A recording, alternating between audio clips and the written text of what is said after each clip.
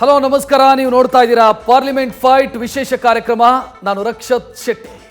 ಇವತ್ತಿನ parliament fight ಅಲ್ಲಿ ನಾವು ಮಾತನಾಡ್ತಾ ಇರುವಂತ ಅಥವಾ ನಾವು ಚರ್ಚೆ ಮಾಡ್ತಾ ಇರುವಂತ ವಿಚಾರ, ಈ ರಾಜ್ಯದಲ್ಲಿ ಲೋಕಸಭಾ ಅಭ್ಯರ್ಥಿ ಆಗಬೇಕು ಅಂತಾದ್ರೆ ಆ ವ್ಯಕ್ತಿಯ ಅರ್ಹತೆ ಏನಾಗಿರಬೇಕು ಅನ್ನೋದು ಬಹಳ ಮುಖ್ಯ.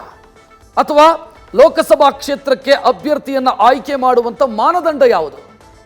ನಾನು ಇಂಥವರ ಮಗಳು, ಇಂಥವರ ಮಗ, ಇಂತಿಂಥವರ ಅಳಿಯ, ಇಂತಿಂಥವರ ಸೊಸೆ ಅನ್ನೋದೇ ಈ ರಾಜ್ಯದಲ್ಲಿ ಲೋಕಸಭಾ ಅಭ್ಯರ್ಥಿ ಆಗೋದಕ್ಕೆ ಇರುವಂಥ ಮಾನದಂಡ ಅಲ್ಲ. ಸದ್ಯ ಚರ್ಚೆಯಾಗ್ತಾ ಇರುವಂಥ ಒಂದಿಷ್ಟು ಹೆಸರು, ಘೋಷಣೆಯಾಗಿರುವಂಥ ಒಂದಿಷ್ಟು ಟಿಕೆಟು, ಇದೆಲ್ಲ ನೋಡ್ತಾ ಇದ್ರೆ ಅಂಥದ್ದೇ ಅನುಮಾನ ಕಾಡ್ತಾ ಇದೆ. ನಾನು ಇಂಥವರ ಮಗಳು, ಇಂಥ ಜಾತಿಯಲ್ಲಿ ಹುಟ್ಟಿದ್ದೀನಿ, ಇಷ್ಟು ಸಾವಿರ ಕೋಟಿ ಪ್ರಾಪರ್ಟಿ ಇದೆ ನನಗೆ, ಇದೇ ನನ್ನ ಮಾನದಂಡ. ಲೋಕಸಭಾ ಅಭ್ಯರ್ಥಿ ಆಗೋದಕ್ಕೆ ನನ್ನ ಮಾನದಂಡ ಏನು ಅಂತ ಕೇಳಿದ್ರೆ ಇಷ್ಟೇ. ಮತ್ತೊಂದು 25 ವರ್ಷ ಆಗಿರಬೇಕು. ಅದು ನಮ್ಮ ಚುನಾವಣಾ ಆಯೋಗ ವಿಧಿಸಿರುವಂಥ ನಿಯಮ ಆಗಿರೋದ್ರಿಂದ 25 ವರ್ಷ ಆಗಿರಬೇಕು, ಇಂಥವರ ಮಗ ಅಥವಾ ಮಗಳಾಗಿರಬೇಕು, ಅಥವಾ ಸಾವಿರಾರು ಕೋಟಿ ಆಸ್ತಿ ಇರಬೇಕು. ಇಷ್ಟೇ ಮಾನದಂಡನ ಹಾಗಿದ್ರೆ? ಇದಕ್ಕೆ ಕಾರಣ ಇದೆ. ಆ ಕಾರಣಗಳನ್ನು ನಾನು ಮುಂದಕ್ಕೆ ನಿಮ್ಮ ಮುಂದೆ ಇಡ್ತಾ ಹೋಗ್ತೀನಿ. ರಾಜ್ಯದಲ್ಲಿ ಟಿಕೆಟ್ ಹಂಚಿಕೆಯ ಕಸರತ್ತು ಬಹುತೇಕ ಅಂತಿಮ ಹಂತಕ್ಕೆ ಬಂದು ತಲುಪಿದೆ. ಈ ಮಧ್ಯೆ ಒಂದು ಸ್ಪಷ್ಟತೆ ಸಿಗ್ತಾ ಇದೆ. ಪಕ್ಷ ಕಟ್ಟೋದಕ್ಕೆ ಮಾತ್ರ ಕಾರ್ಯಕರ್ತರು, ಟಿಕೆಟ್ ಮಾತ್ರ ಯಾವುದಾದ್ರೂ ಪ್ರಭಾವಿ ಪ್ರಬಲ ಕುಟುಂಬಗಳಿಗೆ ಮಾತ್ರ. ಕಾಂಗ್ರೆಸ್ಸು, ಬಿಜೆಪಿ, ಜೆಡಿಎಸ್ ಯಾವುದೂ ಕೂಡ ಇದರಿಂದ ಹೊರತಾಗಿಲ್ಲ. ಪ್ರಬಲ ಜಾತಿ, ಆರ್ಥಿಕ ಶಕ್ತಿ, ಪ್ರಭಾವಿ ಕುಟುಂಬ, ಇವರಿಗಷ್ಟೇ ಮಾನ್ಯತೆ. ಈ ಸಾಮಾಜಿಕ ನ್ಯಾಯದ ಭಾಷಣ ಮಾಡ್ತಾ ಇದ್ರಲ್ಲ, ಬೊಗಳೆ ಭಾಷಣ, ಅದು ಕೇವಲ ಬೊಗಳೆ ಭಾಷಣ ಅಷ್ಟೇ. ಆದರೆ ಈ ಸಾಮಾಜಿಕ ನ್ಯಾಯದ ಭಾಷಣ ಅನುಷ್ಠಾನಕ್ಕೆ ಬರೋದಿಲ್ಲ ರಾಜಕೀಯ ಪಕ್ಷಗಳಲ್ಲಿ. ಬದಲಾಗಿ ಈ ಕ್ರೈಟೀರಿಯಾ ಹೇಳಿದೆ ಅಲ್ಲ ನಾನು, ಅಷ್ಟೇ ವರ್ಕ್ ಆಗೋದು. ಈ ಬಾರಿಯೂ ಕೂಡ ಲೋಕಸಭೆ ಪ್ರಭಾವಿಗಳ ಒಡ್ಡೋಲಗ ಆಗುವಂತ ಎಲ್ಲ ಸಾಧ್ಯತೆ ಕಾಣ್ತಾ ಇದೆ. ಪ್ರಭಾವಿಗಳ ಒಡ್ಡೋಲಗ ಅಂತಂದ್ರೆ ಪ್ರಭಾವಿಗಳ ಆಸ್ಥಾನವಾಗತ್ತೆ. ಹೇಗೆ ಅಂತಂದ್ರೆ ದುಡ್ಡಿನವರು ಅಥವಾ ಪ್ರಭಾವಿಗಳು, ಪ್ರಬಲರು ಅಥವಾ ಯಾವುದೋ ರಾಜಕಾರಣಿಯ ಮಕ್ಕಳು ಕರ್ನಾಟಕದಿಂದ ಲೋಕಸಭೆಗೆ ಆಯ್ಕೆಯಾಗಿ ಹೋಗ್ತಾರೆ.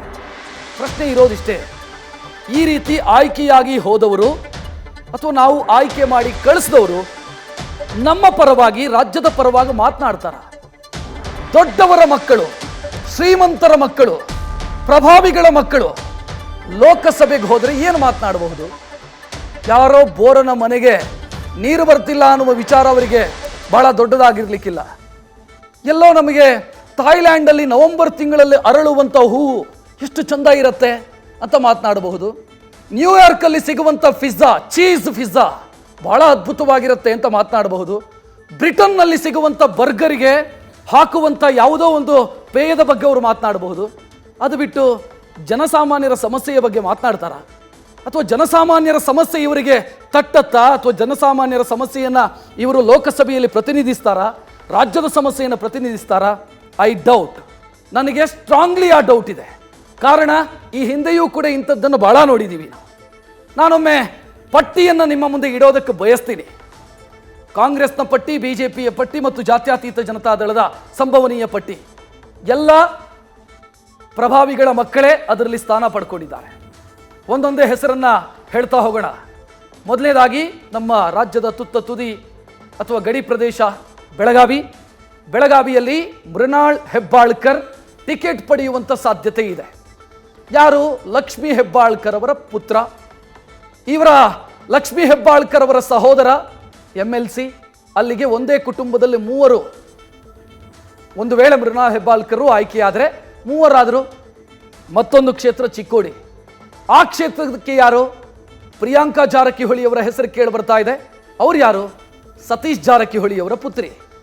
ಸತೀಶ್ ಜಾರಕಿಹೊಳಿ ಯಮಕನಮರಡಿ ಕ್ಷೇತ್ರದ ಶಾಸಕರು. ಇನ್ನು ಇವರ ಕುಟುಂಬದಲ್ಲಿ ಇನ್ನಿಬ್ಬರು ಶಾಸಕರು, ಪಾರ್ಟಿ ಬೇರೆ ಇರಬಹುದು. ಒಬ್ಬರು ಬಾಲಚಂದ್ರ ಜಾರಕಿಹೊಳಿ ಬಿಜೆಪಿಯಿಂದ, ರಮೇಶ್ ಜಾರಕಿಹೊಳಿ ಬಿಜೆಪಿಯಿಂದ. ಸೊ ಅಲ್ಲಿಗೆ ಆ ಫ್ಯಾಮಿಲಿಯಲ್ಲಿ ಎಷ್ಟು ಜನ ಆದರು? ನೆಕ್ಸ್ಟು ಬಾಗಲಕೋಟೆ, ಸಂಯುಕ್ತ ಪಾಟೀಲ್ ಅವರ ಹೆಸರು ಕೇಳಿ ಬರ್ತಾ ಇದೆ. ಇವರು ಯಾರು? ಶಿವಾನಂದ್ ಪಾಟೀಲ್ ಅವರ ಪುತ್ರಿ. ಶಿವಾನಂದ್ ಪಾಟೀಲ್ ಬಸವನ ಬಾಗೇವಾಡಿಯ MLA ಮತ್ತು ಸಚಿವರು, ಸಕ್ಕರೆ ಮತ್ತು APMC ಇಲಾಖೆಯ ಜವಾಬ್ದಾರಿ ಹೊತ್ತಿರುವಂಥ ಸಚಿವರು. ನೆಕ್ಸ್ಟು ಇದಕ್ಕೆ ಮಾತ್ರ ನಾವು ಎದ್ದು ನಿಂತು ಚಪ್ಪಾಳೆ ಹೊಡಿಬೇಕು. ಯಾರು ಅಂತಂದರೆ ಕಲಬುರಗಿ ಕ್ಷೇತ್ರಕ್ಕೆ ಕೇಳಿ ಬರ್ತಾ ಇರುವಂಥ ಹೆಸರು ರಾಧಾಕೃಷ್ಣ ದೊಡ್ಡಮಣಿ. ಇವರು ಯಾರು? ಮಲ್ಲಿಕಾರ್ಜುನ ಖರ್ಗೆ ಅವರ ಅಳಿಯ. ಮಲ್ಲಿಕಾರ್ಜುನ ಖರ್ಗೆ ಸಾಮಾಜಿಕ ನ್ಯಾಯದ ಬಗ್ಗೆ ಭಾಷಣ ಮಾಡೋರು. ಅವರ ಪುತ್ರ ಪ್ರಿಯಾಂಕ್ ಖರ್ಗೆ ಸಾಮಾಜಿಕ ನ್ಯಾಯದ ಬಗ್ಗೆ ಮಾತನಾಡೋರು. ಈಗ ಟಿಕೆಟ್ ಕೊಡ್ತಾ ಇರೋದು ಮಲ್ಲಿಕಾರ್ಜುನ ಖರ್ಗೆ ಅವರ ಅಳಿಯನಿಗೆ. ಸೊ ಅಲ್ಲಿಗೆ ಎಂಥ ಅದ್ಭುತ ಸಾಮಾಜಿಕ ನ್ಯಾಯ ಇದು. ನಾನು ಇನ್ನೊಂದು ವಿಚಾರವನ್ನು ಇಲ್ಲಿ ಹೇಳಬೇಕಾಗತ್ತೆ. ಈ ಮಲ್ಲಿಕಾರ್ಜುನ ಖರ್ಗೆ ಅವರು ಗುರುಮಿಟ್ಕಲ್ ವಿಧಾನಸಭಾ ಕ್ಷೇತ್ರವನ್ನು ಪ್ರತಿನಿಧಿಸ್ತಾ ಇದ್ರು. ಅಲ್ಲಿ ಮೀಸಲಾತಿ ಬದಲಾಯಿತು. ಮೀಸಲಾತಿ ಬದಲಾದ ಕಾರಣಕ್ಕಾಗಿ ಚಿತ್ತಾಪುರ ಕ್ಷೇತ್ರಕ್ಕೆ ಹೋದರು. ಚಿತ್ತಾಪುರ ಕ್ಷೇತ್ರದಲ್ಲಿ ಕಂಟೆಸ್ಟ್ ಮಾಡಿದ್ರು, ಗೆದ್ರು. ಆ ನಂತರ ಅವರು ಲೋಕಸಭೆಗೆ ಕಂಟೆಸ್ಟ್ ಮಾಡಿದ್ರು. ಚಿತ್ತಾಪುರ ಕ್ಷೇತ್ರಕ್ಕೆ ಒಬ್ಬರು ಅಭ್ಯರ್ಥಿ ಬೇಕಲ್ಲ, ಯಾರನ್ನ ಆಯ್ಕೆ ಮಾಡಿದ್ರು? ಸ್ವತಃ ತನ್ನ ಪುತ್ರನಿಗೆ ಟಿಕೆಟ್ ಕೊಟ್ಟರು. ಅಲ್ಲಿಗೆ ದಲಿತ ಉದ್ಧಾರ, ದಲಿತರ ಬಗ್ಗೆ ಇರುವಂಥ ಕಳಕಳಿ ಅದು ಕೇವಲ ನನ್ನ ಕುಟುಂಬಕ್ಕಷ್ಟೇ ಸೀಮಿತ. ಈಗ ಮತ್ತೆ ಅವರ ಅಳಿಯನಿಗೆ ಟಿಕೆಟ್ ಕೊಡಲಾಗ್ತಾ ಇದೆ. ಅಲ್ಲಿಗೆ ಎಂಥ ಅದ್ಭುತ ಸಾಮಾಜಿಕ ನ್ಯಾಯ, ಎಂಥ ಅದ್ಭುತ ಯೋಚನೆ, ದಲಿತೋದ್ಧಾರ, ಎಂಥ ಅದ್ಭುತ. ಸೊ ಇವರಿಗೆ ಎದ್ದು ನಿಂತು ಚಪ್ಪಾಳೆ ತಟ್ಟುವ ಮೂಲಕ ನಾವೆಲ್ಲರೂ ಕೂಡ ಪ್ರೋತ್ಸಾಹಿಸಬೇಕಾಗಿದೆ. ನೆಕ್ಸ್ಟು ಬೀದರ್ರು. ಇಲ್ಲಿ ಯಾರು? ಇಲ್ಲಿ ಈಶ್ವರ್ ಖಂಡ್ರೆ ಅವರ ಪುತ್ರ ಸಾಗರ್ ಖಂಡ್ರೆ ಅವರು ಟಿಕೆಟ್ ಪಡ್ಕೊಳ್ತಾ ಇದ್ದಾರೆ. ಖಂಡ್ರೆ ಫ್ಯಾಮಿಲಿ ಬಾಲ್ಕಿ ವಿಧಾನಸಭಾ ಕ್ಷೇತ್ರದಲ್ಲಿ ಖಂಡ್ರೆ ಅವರ ತಂದೆ MLA, ಖಂಡ್ರೆ ಅವರ ಸಹೋದರ MLA, ಈಶ್ವರ್ ಖಂಡ್ರೆ MLA. ಈಗ ಅವರ ಪುತ್ರನೂ ಕೂಡ ಬೀದರ್ ಟಿಕೆಟ್ ಅನ್ನು ಪಡ್ಕೊಳ್ತಾ ಇದ್ದಾರೆ. ನೆಕ್ಸ್ಟ್ ಇನ್ನು ಕೊಪ್ಪಳ, ರಾಜಶೇಖರ್ ಹಿಟ್ನಾಳ್ ಅವರಿಗೆ ಟಿಕೆಟ್ ಸಿಗುವಂತ ಸಾಧ್ಯತೆ ಇದೆ. ಇವರು ಯಾರು? ಕೊಪ್ಪಳ ಕ್ಷೇತ್ರದ ಶಾಸಕ ರಾಘವೇಂದ್ರ ಹಿಟ್ನಾಳ್ ಅವರ ಸಹೋದರ. ರಾಘವೇಂದ್ರ ಹಿಟ್ನಾಳ್ ಅವರ ತಂದೆ ಅಥವಾ ಇವರಿಬ್ಬರ ತಂದೆ ರಾಜಶೇಖರ್ ಹಿಟ್ನಾಳ್ ಮತ್ತು ರಾಘವೇಂದ್ರ ಹಿಟ್ನಾಳ್ ಅವರ ತಂದೆಯೂ ಕೂಡ ಶಾಸಕರಾಗಿದ್ದವರು. ನೆಕ್ಸ್ಟ್ ಮತ್ತೊಂದು ಕ್ಷೇತ್ರ ದಾವಣಗೆರೆ, ಅಲ್ಲಿಗೆ ಹೋಗೋಣ. ಅಲ್ಲಿ ಪ್ರಭಾ ಮಲ್ಲಿಕಾರ್ಜುನ್ ಅಭ್ಯರ್ಥಿ ಆಗುವಂಥ ಸಾಧ್ಯತೆ. ಇವರು ಯಾರು? SS ಮಲ್ಲಿಕಾರ್ಜುನ್ ಅವರ ಪತ್ನಿ, ಶಾಮನೂರು ಶಿವಶಂಕರಪ್ಪ ಅವರ ಸೊಸೆ. ಸೊ ಅಲ್ಲಿಗೆ ಅದೇ ಫ್ಯಾಮಿಲಿಯಲ್ಲಿ ಟಿಕೆಟು ಹೊರಗಡೆ ಹೋಗೇ ಇಲ್ಲ. ಶಿವಮೊಗ್ಗ, ಗೀತಾ ಶಿವರಾಜ್ ಕುಮಾರ್ ಅಲ್ಲಿ ಅಭ್ಯರ್ಥಿಯಾಗಿ ಘೋಷಣೆ ಮಾಡಿದ್ದಾರೆ. ಇವರು ಯಾರು? ಶಿಕ್ಷಣ ಸಚಿವ ಮಧು ಬಂಗಾರಪ್ಪ ಅವರ ಸಹೋದರಿ. ಇವರ ತಂದೆ ಬಂಗಾರಪ್ಪ ರಾಜ್ಯದ ಮುಖ್ಯಮಂತ್ರಿ ಆಗಿದ್ದವರು. ನೆಕ್ಸ್ಟು ಚಾಮರಾಜನಗರಕ್ಕೆ ಹೋದರೆ ಅಲ್ಲಿ ಸುನೀಲ್ ಬೋಸ್ ಅವರಿಗೆ ಟಿಕೆಟ್ ಸಿಗುತ್ತೆ. ಅವರು ಮತ್ತೊಬ್ಬರು ಸಾಮಾಜಿಕ ನ್ಯಾಯದ ಬಗ್ಗೆ ಮಾತನಾಡ್ತಾ ಇರುವಂಥ ಅಥವಾ ನಿರಂತರವಾಗಿ ಮಾತನಾಡಿರುವಂಥ ಮಹದೇವಪ್ಪ ಅವರ ಪುತ್ರ. ಅಲ್ಲೂ ಕೂಡ ಯಾರಾದರೂ ಒಬ್ಬರಿಗೆ ದಲಿತರಿಗೆ ಟಿಕೆಟ್, ಸಾಮಾನ್ಯ ವ್ಯಕ್ತಿಗೆ ಟಿಕೆಟ್ ಕೊಟ್ಟು ಗೆಲ್ಲಿಸಬಹುದಿತ್ತು. ನೋ, ಇಲ್ಲಪ್ಪ, ಅದೆಲ್ಲ ನಾವು ಭಾಷಣಕ್ಕಷ್ಟೇ ಸೀಮಿತ. ಟಿಕೆಟು ಮನೆಯವರಿಗೆ. ಮತ್ತೆ ನಾವು ಭಾಷಣ ಮಾಡ್ತೀವಲ್ವಾ, ಬ್ಯಾನರ್ ಕಟ್ಟೋದಕ್ಕೆ ಅಥವಾ ಘೋಷಣೆ ಕೂಗೋದಕ್ಕೆ, ಜೈಕಾರ ಹಾಕೋದಕ್ಕೆ ನೀವಿದ್ದೀರಿ. ವಿನ್ ಆಗೋದಕ್ಕೆ, ಟಿಕೆಟ್ ಪಡ್ಕೊಳ್ಳೋದಕ್ಕೆ, ಅವಕಾಶಗಳನ್ನು ಗಳಿಸೋದಕ್ಕೆ ನಮ್ಮ ಮನೆಯವರು, ನಮ್ಮ ಮಕ್ಕಳಿದ್ದಾರೆ, ಮೊಮ್ಮಕ್ಕಳಿದ್ದಾರೆ, ಸೊಸೆಯಂದಿರಿದ್ದಾರೆ, ಅಥವಾ ಇನ್ಯಾರೋ ಸಂಬಂಧಿಕರಿದ್ದಾರೆ. ಬ್ಯಾನರ್ ಎಲ್ಲ ನಿಮಗೆ, ಅದು ನಿಮ್ಮ ಕೆಲಸ. ಬೆಂಗಳೂರು ಗ್ರಾಮಾಂತರ DK ಸುರೇಶ್, DK ಶಿವಕುಮಾರ್ ಅವರ ಸಹೋದರ. ಬೆಂಗಳೂರು ಸೆಂಟ್ರಲ್ ಮನ್ಸೂರ್ ಅಲಿ ಖಾನ್ ಅವರಿಗೆ ಟಿಕೆಟ್ ಸಿಗೋದು ಖಚಿತ ಆಗ್ತಾ ಇದೆ. ಇವರು ಯಾರು? ರೆಹಮಾನ್ ಖಾನ್, ಕೇಂದ್ರದ ಮಾಜಿ ಸಚಿವ, ರಾಜ್ಯಸಭೆಯ ಮಾಜಿ ಉಪಸಭಾಪತಿ ರೆಹಮಾನ್ ಖಾನ್ ಅವರ ಪುತ್ರ. ನೆಕ್ಸ್ಟ್ ಬೆಂಗಳೂರು ದಕ್ಷಿಣ, ರಾಮಲಿಂಗಾರೆಡ್ಡಿ ಅವರ ಪುತ್ರಿ ಸೌಮ್ಯಾ ರೆಡ್ಡಿ ಅವರು ಟಿಕೆಟ್ ಪಡೆಯೋದು ಖಚಿತ ಆಗಿದೆ. ಅವರು ಕಳೆದ ವಿಧಾನಸಭಾ ಎಲೆಕ್ಷನ್ನಲ್ಲಿ 16 ಓಟಲ್ಲಿ ಸೋತವರು. ಸೊ ಅಲ್ಲಿಗೆ ಬೆಂಗಳೂರಿನಲ್ಲೂ ಕೂಡ ಮತ್ತೊಂದು ವಂಶ ಪಾರಂಪರ್ಯದ ರಾಜಕಾರಣ. ಅಲ್ಲಿಗೆ ಕಾಂಗ್ರೆಸ್ನ ಕೌಂಟ್ ಎಷ್ಟು ಗೊತ್ತಾ? 12 ಕ್ಷೇತ್ರದಲ್ಲಿ ಅವರ, ಅಂದರೆ ಯಾರೋ ಒಬ್ಬ ಪ್ರಭಾವಿ ನಾಯಕನ ಮಗನೋ ಮಗಳೋ ಸೊಸೆಯೋ ಇವರು ಟಿಕೆಟ್ ಪಡ್ಕೊಳ್ತಾ ಇದ್ದಾರೆ. ನೆಕ್ಸ್ಟ್ BJPಗೆ ಬರೋಣ. BJPಯಲ್ಲೂ ಕೂಡ ಇದೇ ರೀತಿ ಇದೆ. BJPಯಲ್ಲಿ ಮೊದಲ ಕ್ಷೇತ್ರ ಶಿವಮೊಗ್ಗ. ಈ ಶಿವಮೊಗ್ಗ ಕ್ಷೇತ್ರದ ಬಗ್ಗೆಯೂ ಕೂಡ ನಾವು ಎದ್ದು ನಿಂತು ಚಪ್ಪಾಳೆ ತಟ್ಟಬೇಕು ಮತ್ತು ಚಪ್ಪಾಳೆ ತಟ್ಟಿ ಪ್ರೋತ್ಸಾಹವನ್ನು ಕೊಡಬೇಕು. ಕಾರಣ, ಯಡಿಯೂರಪ್ಪ ಅವರ ಮೊದಲ ಪುತ್ರ BY ರಾಘವೇಂದ್ರ ಇಲ್ಲಿ ಟಿಕೆಟ್ ಪಡ್ಕೊಂಡಿದ್ದಾರೆ. ಅವರ ಇನ್ನೊಬ್ಬ ಪುತ್ರ BJPಯ ರಾಜ್ಯಾಧ್ಯಕ್ಷರು ಮತ್ತು ಶಿಕಾರಿಪುರದ MLA. ಸೊ ಇಲ್ಲಿ ಯಾಕೆ ನಾನು ಚಪ್ಪಾಳೆ ತಟ್ಟಬೇಕು ಅಂತ ಹೇಳ್ತಾ ಇದ್ದೀನಿ ಅಂತಂದ್ರೆ, ಯಡಿಯೂರಪ್ಪ ಅವರು ಲೋಕಸಭೆಗೆ ನಿಂತಾಗ BY ರಾಘವೇಂದ್ರ ವಿಧಾನಸಭೆಗೆ ನಿಂತರು. ಯಡಿಯೂರಪ್ಪ ವಿಧಾನಸಭೆಗೆ ನಿಂತಾಗ BY ರಾಘವೇಂದ್ರ ಲೋಕಸಭೆಗೆ ನಿಂತರು. ಆನಂತರ ಶಿಕಾರಿಪುರ ಇವರು ರಾಜಕೀಯ ನಿವೃತ್ತಿ ಘೋಷಿಸಿದಾಗ ಮಗನಿಗೆ ಶಿಕಾರಿಪುರದಲ್ಲಿ ಟಿಕೆಟ್ ಕೊಟ್ಟರು. ಎಂಥ ಅದ್ಭುತ ಸಾಮಾಜಿಕ ನ್ಯಾಯ, ಎಂಥ ಕಾರ್ಯಕರ್ತರಿಗೆ ಬೆನ್ನು ತಟ್ಟಿ ಪ್ರೋತ್ಸಾಹಿಸುವಂಥ ದೊಡ್ಡ ಮನಸ್ಸು. ಸೊ ಅಲ್ಲಿಗೆ ಇಲ್ಲೂ ಕೂಡ ನಾವು ಚಪ್ಪಾಳೆ ತಟ್ಟಿ ಪ್ರೋತ್ಸಾಹಿಸಬೇಕಿದೆ. ನೆಕ್ಸ್ಟು ದಾವಣಗೆರೆಯಲ್ಲಿ BJPಯದೊಂದು ಅದ್ಭುತ ಪ್ರಯೋಗ. BJPಯವರಿಗೆ ಈ ಪ್ರಯೋಗ ಮಾಡಿದ್ದಕ್ಕೆ ನೋಬಲ್ ಅವಾರ್ಡ್ ಏನಾದರೂ ಇದ್ರೆ ಕೊಡಬೇಕು. ಯಾಕೆ ಅಂತಂದರೆ ಇದೊಂಥರ ವಿಚಿತ್ರ. ನಾವು ಪ್ರಯೋಗ ಮಾಡ್ತಾ ಇದ್ದೀವಿ, ಹೊಸ ಮುಖಗಳಿಗೆ ಅವಕಾಶ ಕೊಡ್ತಾ ಇದ್ದೀವಿ. ಯಾವುದು ಹೊಸ ಮುಖ? GM ಸಿದ್ದೇಶ್ವರ್ ಅವರು ಸಂಸದರು 4 ಬಾರಿ. ಅವರ ಪತ್ನಿಗೆ ಟಿಕೆಟ್ ಕೊಡೋದು ಪ್ರಯೋಗ. ಅವರ ಪತ್ನಿಗೆ ಟಿಕೆಟ್ ಕೊಡೋದು ಅದು ಹೊಸ ಮುಖಗಳನ್ನು ನಾವು ಪರಿಚಯ ಮಾಡ್ತಾ ಇರೋದು. ಲಾಸ್ಟ್ ಟೈಮು ಈ ಲಿಂಬಾವಳಿ ಅವರ ಪತ್ನಿಗೆ ಟಿಕೆಟ್ ಕೊಟ್ಟು BJP ಗೆಲ್ಲಿಸ್ಕೊಂಡ್ರು. ಸೊ ಇದು ಅದ್ಭುತ ಪ್ರಯೋಗ. ಎಂಥ ಸಾಮಾಜಿಕ ನ್ಯಾಯ! ಕಾರ್ಯಕರ್ತರು ಮತ್ತು BJPಯ ಕೆಳ ಹಂತದ ನಾಯಕರನ್ನು ಬೆಳೆಸುವಂಥ ರೀತಿ ನೋಡ್ತಾ ಇದ್ದೀರಿ. BJPಯೂ ಕೂಡ ಹೊರತಾಗಿಲ್ಲ. ಹೇಳೋದಕ್ಕೆ ಬಹಳ ಚಂದ. BJPಯ ನಾಯಕರೆಲ್ಲ ಭಾಷಣ ಮಾಡ್ತಾರೆ, ವಂಶ ಪಾರಂಪರ್ಯದ ರಾಜಕಾರಣ, ದೇಶಕ್ಕೆ ಅಪಾಯ, ಮಾರಕ ಮಾಡ್ತಾ ಇರೋದು ಅದನ್ನೇ. ನೆಕ್ಸ್ಟ್ ಇನ್ನೊಂದು ಕ್ಷೇತ್ರ BJP ಬೆಳಗಾವಿ. ಅಲ್ಲಿ ಜಗದೀಶ್ ಶೆಟ್ಟರ್ ಅವರು ಟಿಕೆಟ್ ಪಡ್ಕೊಳ್ಳೋ ಸಾಧ್ಯತೆ ಇದೆ.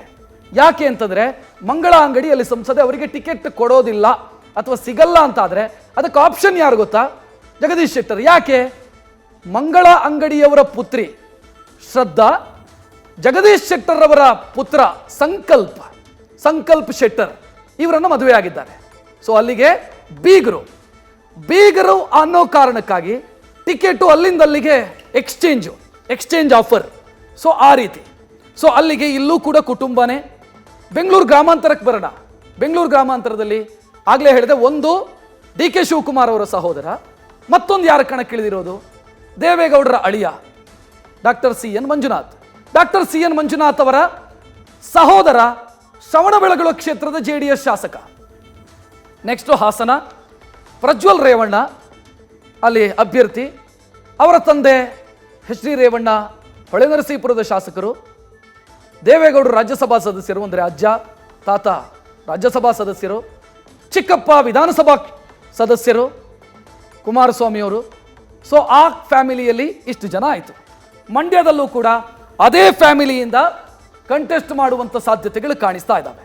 ಅಲ್ಲಿಗೆ ನಾನು ಆಗಲೇ ಹೇಳಿದೆ, ಈ ಸಾಮಾಜಿಕ ನ್ಯಾಯ, ಇನ್ನೊಂದು ಮತ್ತೊಂದು, ಅಥವಾ ಹೊಸಬರಿಗೆ ಅವಕಾಶ, ಇದೆಲ್ಲ ಬರೇ ಬೋಗಸ್ಸು ಅನ್ನೋದು ಸ್ಪಷ್ಟವಾಗಿ ಗೊತ್ತಾಗ್ತಾ ಇದೆ. ಇವತ್ತೋ ನಾಳೆನೋ ಕಾಂಗ್ರೆಸ್ನ ಪಟ್ಟಿ ರಿಲೀಸ್ ಆಗುತ್ತೆ. ನಾನು ಈಗಾಗಲೇ ಹೇಳಿದೆ ತಾನೆ, ಅದೇ ಹೆಸರು ಬಹುತೇಕ ಅಂತಿಮವಾಗುವಂಥ ಸಾಧ್ಯತೆ ಇದೆ. ಅಲ್ಲಿಗೆ 3 ಪಕ್ಷದಲ್ಲಿ ನಾನು ಮತ್ತೆ ಹೇಳ್ತಾ ಇದ್ದೀನಿ, ಕಾರ್ಯಕರ್ತರು ಅಥವಾ ಸ್ಥಳೀಯ ನಾಯಕರು. ಯಾಕೆ ಅಂತಂದರೆ ಬ್ಯಾನರು ಬಂಟಿಂಗ್ಸು ಕಟ್ಟೋದಕ್ಕೆ, ಪ್ರತಿಭಟನೆ ಮಾಡಿ ಧಿಕ್ಕಾರ ಕೂಗೋದಕ್ಕೆ, ಇವರು ಬಂದಾಗ ಜೈಕಾರ ಕೂಗೋದಕ್ಕೆ, ಹೂವಿನ ಹಾರ ಹಿಡಿದು ನಿಲ್ಲೋದಕ್ಕೆ, ಮತ್ತು ನಾಳೆ ಏನಾದರೂ ಪ್ರಾಬ್ಲಮ್ ಆದರೆ ತಲೆ ಕೊಡೋದಕ್ಕೆ. ಇಷ್ಟಕ್ಕೆ ಕಾರ್ಯಕರ್ತರು ಅಧಿಕಾರ ಅನುಭವಿಸಿದಕ್ಕೆ ನಾವು, ನಮ್ಮವರು, ನಮ್ಮ ಮಕ್ಕಳು, ನಮ್ಮ ಸೊಸೆಯಂದಿರು, ನಮ್ಮ ಇನ್ನೂ ಯಾರೋ ಸಂಬಂಧಿಕರು. ಸೊ ಇದು ರಾಜ್ಯದ 3 ಪಕ್ಷಗಳಲ್ಲಿ ಇರುವಂಥ ಪರಿಸ್ಥಿತಿ.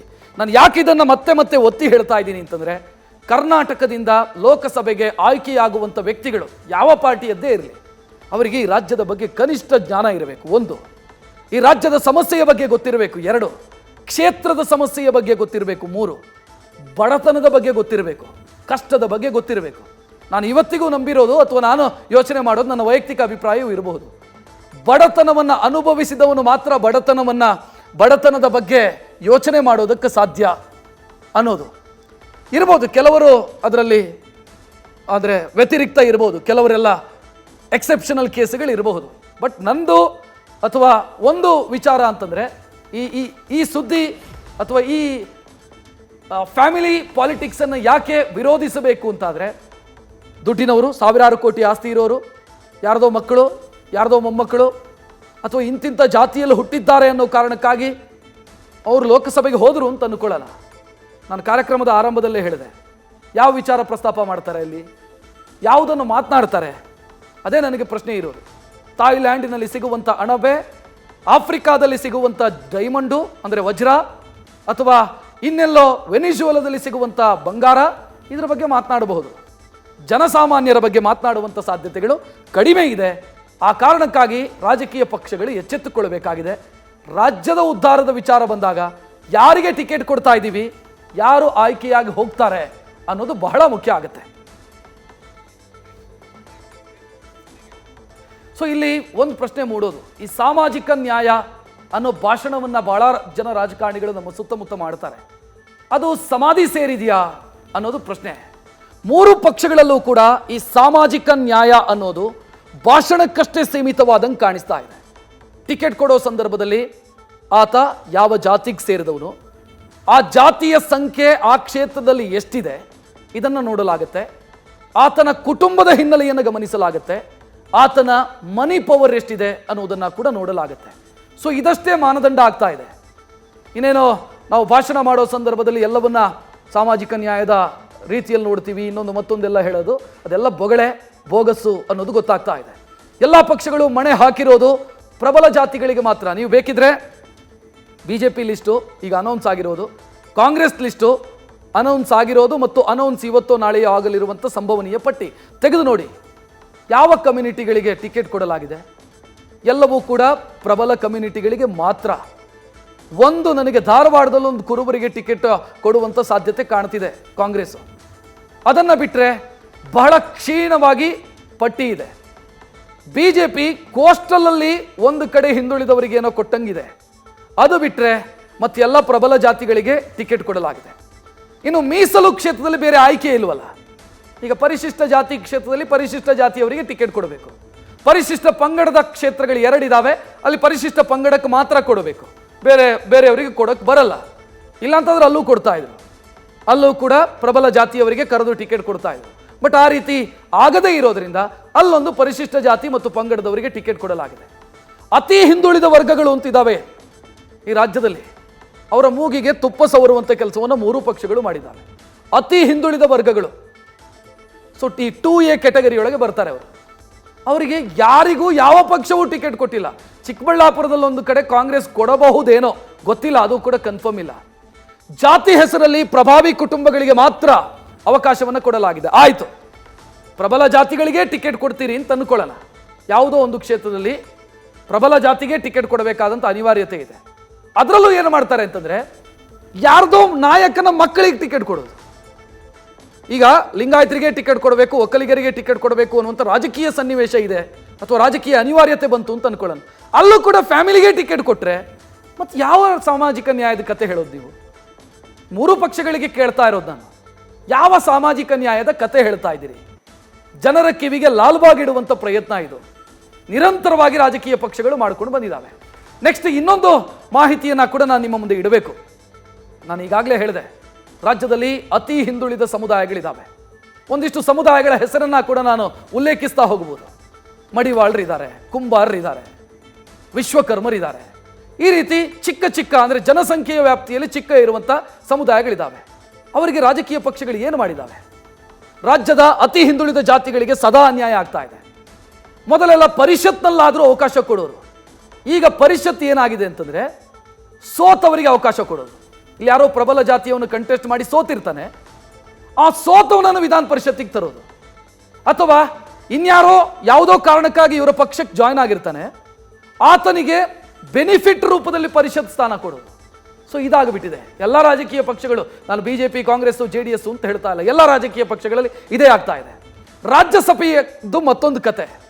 ರಾಜ್ಯಸಭೆಯಲ್ಲಿ ದೆಹಲಿಯ ಅಜಯ್ ಮಾಕೆನು, ತಮಿಳುನಾಡಿನ ನಿರ್ಮಲಾ ಸೀತಾರಾಮನ್ನು, ಇವರನ್ನೆಲ್ಲ ನಾವು ರಾಜ್ಯಸಭೆಗೆ ಕಳಿಸೋದು. ಕರ್ನಾಟಕದಲ್ಲಿ ಇರುವಂಥ ಹಿಂದುಳಿದ ಸಮುದಾಯಗಳಿಗೆ ಅವಕಾಶ ಇತ್ತು ಕೊಡೋದಕ್ಕೆ, ಎಷ್ಟು ಕೊಟ್ಟರು ಅನ್ನೋದು ಪ್ರಶ್ನೆ. ಒಂದೋ ಪ್ರಬಲ ಜಾತಿಯವರಿಗೆ ಅಥವಾ ದುಡ್ಡಿನವರಿಗೆ, ಇಲ್ಲ ಅಂತಾದರೆ ಹೊರ ರಾಜ್ಯದವರಿಗೆ, ಅಥವಾ ಇದ್ದೂ ಇಲ್ಲದಂತಿರೋರು, ಪಾಕಿಸ್ತಾನಕ್ಕೆ ಜಿಂದಾಬಾದ್ ಹೇಳುವಂಥ ಬೆಂಬಲಿಗರನ್ನು ಹೊಂದಿರೋರು, ಇಂಥವರಿಗೆಲ್ಲ ಟಿಕೆಟು. ಸೊ ಇದು ಈ ರಾಜ್ಯದ ದುರ್ದೈವ. ಇದು ಖಚಿತವಾಗಿ ಗೆಲ್ಲೋ ಕ್ಷೇತ್ರಗಳಿರ್ತವೆ ಕೆಲವು. BJPಗೆ ಅಂತ ದಕ್ಷಿಣ ಕನ್ನಡ ಕ್ಲಿಯರ್ ಆಗಿ ನಾವು ಗೆಲ್ತೀವಿ, ಅಥವಾ ಬೆಂಗಳೂರು ಸೌತು ಕ್ಲಿಯರ್ ಆಗಿ ಗೆಲ್ತಾರೆ ಅಂತ ಇರುವಂಥ ಕ್ಷೇತ್ರಗಳಲ್ಲೂ ಕೂಡ ಇವರು ಪ್ರಯೋಗ ಅಂತ ಮಾಡ್ತಾರೆ. ಪ್ರಯೋಗ ಮಾಡೋದು ಹೆಂಗೆ ಅಂತಂದರೆ, ಒಬ್ಬ ಪ್ರಬಲ ಜಾತಿಯವನನ್ನ ಟಿಕೆಟನ್ನು ಕಸಿದುಕೊಂಡು ಮತ್ತೊಬ್ಬ ಅದೇ ಜಾತಿಯವನಿಗೆ ಕೊಡೋದು. ಇದು ಪ್ರಯೋಗ. ಅಂದರೆ ನಿಮ್ಮ ಪ್ರಯೋಗ ಯಾವ ರೀತಿ ಇರಬೇಕು? ಖಚಿತವಾಗಿ ಗೆಲ್ಲುವಂಥ ಕ್ಷೇತ್ರದಲ್ಲಿ ಪ್ರಯೋಗ ಹೆಂಗಿರಬೇಕು? ಯಾವುದೋ ಒಬ್ಬ ಪ್ರಬಲ ಜಾತಿಯವನ ಆ ಕ್ಷೇತ್ರವನ್ನು ಪ್ರತಿನಿಧಿಸ್ತಾ ಇರ್ತಾನೆ, ಅವನಿಗೆ ಟಿಕೆಟ್ ಕೊಡಲ್ಲ, ಆ ಕ್ಷೇತ್ರ ಕನ್ಫರ್ಮ್ ಆಗಿ ಗೆಲ್ತೀವಿ ಅಂತ ಗೊತ್ತಿರುತ್ತೆ, ಅಲ್ಲಿ ಯಾವ ಸಮುದಾಯಕ್ಕೆ ರಾಜಕೀಯ ಪ್ರಾತಿನಿಧ್ಯ ಸಿಕ್ಕಿಲ್ವೋ ಅವ್ರಿಗೆ ಕೊಡ್ಬೇಕು ತಾನೆ? ನೋ, ಅದೇ ಸಮುದಾಯದವ್ರಿಗೆ ಮತ್ತೆ ಕೊಡೋದು. ಬಂಟ್ರು ಅಂತಾದರೆ ಬಂಟ್ರು, ಬಿಲ್ಲವರು ಅಂತಾದರೆ ಬಿಲ್ಲವರು, ಲಿಂಗಾಯತರು ಅಂತಾದರೆ ಲಿಂಗಾಯತರು, ಬ್ರಾಹ್ಮಣರು ಅಂತಾದರೆ ಬ್ರಾಹ್ಮಣರು. ಅಂದರೆ ಆಲ್ಟರ್ನೇಟಿವ್ ನೀವು ಹುಡುಕೋದು ಅದೇ ಸಮುದಾಯವನ್ನು. ಅಲ್ಲಿಗೆ ಯಾವ ಸಾಮಾಜಿಕ ನ್ಯಾಯ? ಭಾಷಣದಲ್ಲಿ ಅಷ್ಟೇ ನಿಮ್ಮ ಸಾಮಾಜಿಕ ನ್ಯಾಯ. ರಾಜಕೀಯ ಪ್ರಾತಿನಿಧ್ಯ ಇಲ್ಲದಂಥ ಸಾಮಾಜಿಕ ನ್ಯಾಯಕ್ಕೆ ಅರ್ಥ ಇದೆಯಾ ಅನ್ನೋದು ಪ್ರಶ್ನೆ. ಕರೆಕ್ಟ್, ನೀವು ನಿಗಮ ಮಂಡಳಿಗಳನ್ನು ಮಾಡೋದು, ಇದು ಸಾಮಾಜಿಕ ನ್ಯಾಯನ? ರಾಜಕೀಯ ಪ್ರಾತಿನಿಧ್ಯ ಇಲ್ಲದಂಥ ಸಾಮಾಜಿಕ ನ್ಯಾಯ 3 ಪಕ್ಷಗಳು, ಅದು ಯಾವ ಸಾಮಾಜಿಕ ನ್ಯಾಯ? ಭಾಷಣಕ್ಕಷ್ಟೇ ಸೀಮಿತನಾ? ಯಾಕೆ ನೀವು ಟಿಕೆಟ್ ಕೊಡೋದಕ್ಕೆ ಸಾಧ್ಯ ಆಗೋದಿಲ್ಲ? ಎಲೆಕ್ಷನ್ ಸಂದರ್ಭ, ಲೋಕಸಭಾ ಎಲೆಕ್ಷನ್ ಸಂದರ್ಭದಲ್ಲಿ ನೀವು ಎಲ್ಲ ಪಕ್ಷದ ಲಿಸ್ಟ್ ತೆಗೆದು ನೋಡಿ. ಯಾಕೆ? ಒಂದೋ ದುಡ್ಡಿನವರು, ಪ್ರಬಲರು, ಪ್ರಭಾವಿಗಳು, ದೊಡ್ಡವರ ಮಕ್ಕಳು ಅಥವಾ ಪ್ರಬಲ ಜಾತಿ, ಇಷ್ಟಕ್ಕೆ ಸೀಮಿತವಾಗಿ ರಾಜಕೀಯ ಆಲೋಚನೆಯನ್ನು ಮಾಡೋದಕ್ಕೆ ಏನು ಕಾರಣ ಗೊತ್ತಿಲ್ಲ. ಸೊ ಇದನ್ನು ನಾವು ವೀಕ್ಷಕರನ್ನು ಎಜುಕೇಟ್ ಮಾಡಬೇಕಿತ್ತು. ಆ ಕಾರಣಕ್ಕಾಗಿ ಈ ಜಾತಿ ಅಥವಾ ಲೆಕ್ಕಾಚಾರವನ್ನು ನಿಮ್ಮ ಮುಂದೆ ಇಡುವಂಥ ಪ್ರಯತ್ನವನ್ನು ಮಾಡಿರೋದು. ಈ ಬಗ್ಗೆ ಹೆಚ್ಚಿನ ವಿಶ್ಲೇಷಣೆಗೆ ನಮ್ಮ ಪ್ರತಿನಿಧಿ ಹರೀಶ್ ನೇರ ಸಂಪರ್ಕದಲ್ಲಿ. ಹರೀಶ್, ಬಹುಶಃ ಸಾಮಾಜಿಕ ನ್ಯಾಯ ಅಂತ ಭಾಷಣ ಮಾಡಲಾಗುತ್ತೆ, ಟಿಕೆಟ್ ಕೊಡುವಾಗ ಅಥವಾ ಆಯ್ಕೆಗಳನ್ನು ಮಾಡುವಾಗ ಸಾಮಾಜಿಕ ನ್ಯಾಯ ಅನ್ನೋದು ಬರೀ ಬೊಗಳೆ ಅಂತ ಗೊತ್ತಾಗುತ್ತೆ. ದೊಡ್ಡವರ ಮಕ್ಕಳು, ದುಡ್ಡಿನವರು, ಇವರಿಗೆ ಅವಕಾಶ ಅಷ್ಟೇ ಎಲ್ಲಾ ಪಕ್ಷಗಳಲ್ಲೂ.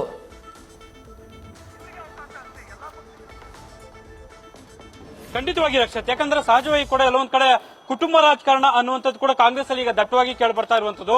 ಒಂದು ಹಂತದಲ್ಲಿ ಕುಟುಂಬದ ಪರಿವಾರಕ್ಕೆ ಹೆಚ್ಚಿನ ಆದ್ಯತೆ ಕೊಟ್ಟಿರುವಂತದ್ದು ಕೂಡ ಇಲ್ಲಿ ಸ್ಪಷ್ಟವಾಗಿ ಕಾಣಿಸ್ತಾ ಇದೆ. ಉದಾಹರಣೆಗಳಲ್ಲಿ ಮುಖ್ಯವಾಗಿ ಬೆಳಗಾವಿ ಜಿಲ್ಲೆಯಲ್ಲಿ ಕೂಡ, ಅಂದ್ರೆ ಚಿಕ್ಕೋಡಿ ಆಗಿರ್ಬೋದು, ಬೆಳಗಾವಿ ಆಗಿರ್ಬೋದು, ಅಲ್ಲೆಲ್ಲೂ ಕೂಡ ಪ್ರಮುಖವಾಗಿ ಸಚಿವರ ಮಕ್ಕಳಿಗೆ ಟಿಕೆಟ್ ಅನ್ನು ಕೊಟ್ಟಿರುವಂತದ್ದು. ಅಲ್ಲಿ ಅದ್ರ ಜೊತೆಗೆ ಬೀದರಲ್ಲಿ ಈಶ್ವರ್ ಖಂಡ್ರೆ ಅವರ ಪುತ್ರ ಅವರಿಗೆ ಟಿಕೆಟ್ ಕೊಟ್ಟಿರುವಂತದ್ದು. ಮತ್ತೆ ರಾಜಶೇಖರ್ ಪಾಟೀಲ್ ಮುಖ್ಯವಾಗಿರುವಂತದ್ದು ಕೂಡ ಈಗ ಕೊಪ್ಪಳದಲ್ಲಾಗಿರ್ಬೋದು, ರಾಜಶೇಖರ್ ಇಟ್ನಾಳ್ ಅವರಿಗೆ ಕೂಡ ಟಿಕೆಟ್ ಕೊಟ್ಟಿರುವಂತದ್ದು, ಸಂಯುಕ್ತ ಹೆಗಡೆಗೆ ಟಿಕೆಟ್ ಕೊಟ್ಟಿರುವಂತದ್ದು, ಮತ್ತೆ ಗೀತಾ ಶಿವರಾಜ್ ಕುಮಾರ್ ಅವರಿಗೆ ಟಿಕೆಟ್ ಕೊಟ್ಟಿರುವಂತದ್ದು. ಇವೆಲ್ಲವೂ ನೋಡಿದ್ರೆ ಸ್ಪಷ್ಟವಾಗಿ ಗೊತ್ತಾಗ್ತಿರುವಂತದ್ದು ಕುಟುಂಬ ರಾಜಕಾರಣಕ್ಕೆ. ಅದ್ರ ಜೊತೆಗೆ ಮಲ್ಲಿಕಾರ್ಜುನ ಅವರ ಖರ್ಗೆ ಕುಟುಂಬಕ್ಕೂ ಕೂಡ, ಅಂದ್ರೆ ಅಳಿಯ ಅವರಿಗೆ ಕೂಡ ಟಿಕೆಟ್ ಕೊಟ್ಟಿರುವಂತದ್ದು. ಇದೆಲ್ಲವೂ ಪ್ರಭಾವಿಗಳು ತಮ್ಮ ತಮ್ಮ ಕುಟುಂಬದ ಮಕ್ಕಳು ಆಗಿರ್ಬೋದು ಮತ್ತೆ ಪರಿವಾರಕ್ಕೆ ಟಿಕೆಟ್ ಅನ್ನು ಕೊಡಿಸಿಕೊಳ್ಳುವಲ್ಲಿ ಯಶಸ್ವಿ ಆಗ್ತಿದ್ದಾರೆ ಅನ್ನುವಂಥದ್ದು ಕೂಡ ಇಲ್ಲಿ ಸ್ಪಷ್ಟವಾಗಿ ಗೊತ್ತಾಗ್ತಿದೆ. ಮತ್ತೆ ಚಾಮರಾಜನಗರ ಲೋಕಸಭಾ ಕ್ಷೇತ್ರದಲ್ಲಿ ಕೂಡ ಅಲ್ಲಿ ಸಚಿವ ಮಹದೇವಪ್ಪ ಅವರು ತಮ್ಮ ಪುತ್ರನಿಗೆ ಟಿಕೆಟ್ ಬಹುತೇಕ ಕೂಡ ಕೊಡಿಸ್ತಿದ್ದಾರೆ ಅನ್ನುವಂಥದ್ದು. ಹಾಗಾಗಿ ಈ ಬಾರಿ ಲೋಕಸಭಾ ಚುನಾವಣೆಗೆ ಕುಟುಂಬ ಪರಿವಾರದವರಿಗೆ ಹೆಚ್ಚಿನ ಆದ್ಯತೆಯನ್ನು ಕೊಟ್ಟಿರುವಂತದ್ದು ಕೂಡ ಸ್ಪಷ್ಟವಾಗಿ ಕಾಣಿಸ್ತಿದೆ. ಯಾಕಂದ್ರೆ ಒಂದು ಹಂತದಲ್ಲಿ ಸಚಿವರು ಸ್ಪರ್ಧೆ ಮಾಡಬೇಕು ಅನ್ನುವಂತ ಒಂದು ಒತ್ತಾಯವನ್ನ ಹೈಕಮಾಂಡ್ ನಾಯಕರಿಂದ ವ್ಯಕ್ತ ಆಗಿತ್ತು. ಆದ್ರೆ ಸಚಿವರು ಒಂದು ಮಾತನ್ನೆಲ್ಲ ಸ್ಪಷ್ಟವಾಗಿ ಹೇಳ್ತಾ ಇದ್ರು, ನಮ್ಮ ಕುಟುಂಬದವರಿಗೆ ಯಾರಿಗೆ ಬೇಕಾದ್ರೂ ಟಿಕೆಟ್ ಕೊಟ್ಟರು ನಾವು ಗೆಲ್ಸ್ಕೊಂಡ್ ಬರ್ತೀವಿ ಅನ್ನುವಂತ ಮಾತನ್ನು ಹೇಳ್ತಾ ಇದ್ರು. ಹಾಗಾಗಿ ಸಹಜವಾಗಿ ಕೂಡ ಆ ಸಚಿವರು ಜವಾಬ್ದಾರಿಯನ್ನು ಒತ್ಕೊಂಡಿದ್ದಾರೆ ಅನ್ನುವಂತ ಕಾರಣಕ್ಕಾಗಿ ಹೈಕಮಾಂಡ್ ಬಹುಶಃ ಆ ಕುಟುಂಬದವರಿಗೆ ಮನೆ ಹಾಕಿದೆ ಅನ್ನುವಂಥದ್ದು ಇಲ್ಲಿ ಸ್ಪಷ್ಟವಾಗಿ ಗೊತ್ತಾಗ್ತಿದೆ. ಅಂದ್ರೆ ಈ ಹಿಂದೆ ಕೂಡ ಸತೀಶ್ ಜಾರಕಿಹೊಳಿ ಅವರು ಒಂದು ಮಾತನ್ನು ಹೇಳ್ತಾ ಇದ್ರು, ನಮ್ಮ ಕುಟುಂಬದವ್ರು ಯಾರು ಸ್ಪರ್ಧೆ ಮಾಡೋದಿಲ್ಲ, ಕಾರ್ಯಕರ್ತರಿಗೆ ಟಿಕೆಟ್ ಅನ್ನ ಅನ್ನುವಂತ ಮಾತನ್ನು ಹೇಳ್ತಾ ಇದ್ರು. ಲಕ್ಷ್ಮೀ ಹೆಬ್ಬಾಳ್ಕರ್ ಅವರು ಕೂಡ ನಮ್ಮ ಕುಟುಂಬದವ್ರು ಸ್ಪರ್ಧೆ ಮಾಡೋದಿಲ್ಲ ಅನ್ನುವಂತ ಮಾತನ್ನು ಹೇಳ್ತಾ ಇದ್ರು. ಅಂದ್ರೆ ಇಲ್ಲಿ ಒಂದು ಗೊತ್ತಾಗ್ತಿರುವಂತದ್ದು, ಅಂತಿಮವಾಗಿ ಲೋಕಸಭಾ ಚುನಾವಣೆಗೆ ಅಭ್ಯರ್ಥಿಗಳ ಕೊರತೆ ಕಾರಣಕ್ಕಾಗಿ ಬಹುಶಃ ಕುಟುಂಬದ ಪರಿವಾರಕ್ಕೆ ಅನಿವಾರ್ಯವಾಗಿ ಅವಕಾಶ ಕೊಡುವಂತ ಸಂದರ್ಭ ಸೃಷ್ಟಿ ಆಯ್ತಾ ಅನ್ನುವಂಥದ್ದು ಕೂಡ. ಹಾಗಾಗಿ ಹೈಕಮಾಂಡ್ ನಾಯಕರು ಈ ಒಂದು ವಿಚಾರದಲ್ಲಿ ಕುಟುಂಬ ಪರಿವಾರಕ್ಕೆ ಮಣೆ ಹಾಕಿದಂತೆ ಇಲ್ಲಿ ಸ್ಪಷ್ಟವಾಗಿ ಎದ್ದು ಕಾಣಿಸ್ತಿರುವಂತದ್ದು. ರಕ್ಷಾತ್, ಥ್ಯಾಂಕ್ ಯು ಹರೀಶ್ ಮಾಹಿತಿಗೆ. ಇದು ಈವರೆಗಿನ ಪ್ರಮುಖ ಸುದ್ದಿ. ಕ್ಷಣ ಕ್ಷಣದ ಮಾಹಿತಿಗಾಗಿ ನೋಡ್ತಾ ಇರಿ ನ್ಯೂಸ್ ಫಸ್ಟ್, ನಿರ್ಭೀತಿಯಿಂದ ನಿಮ್ಮ ಪರವಾಗಿ.